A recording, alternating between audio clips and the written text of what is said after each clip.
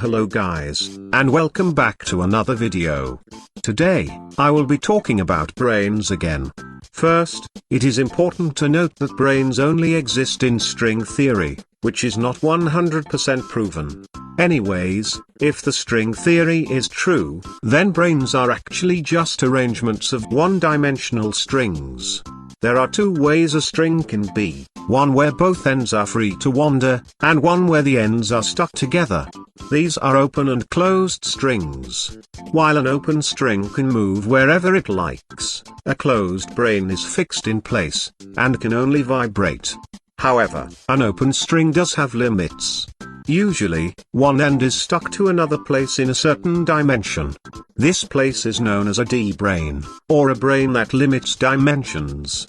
The D stands for Dirichlet, which means that all points inside it need to be along the boundary of the dimension. But what is this D-brane made of? Well, a two-dimensional D-brane can be thought of as a sheet of one-dimensional D-branes woven together in a sheet. Though the strings have no second dimension, they can still bind themselves together and function like a sheet.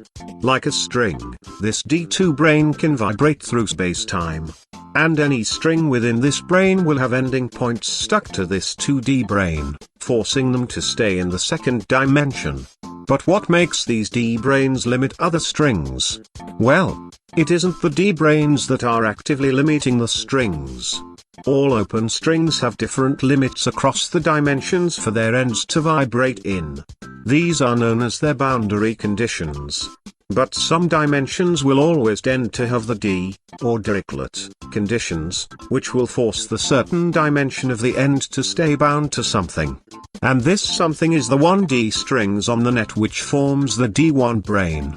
Though we can think of branes as nets of 1D strings, it isn't proven yet, and so isn't the fact that strings even exist.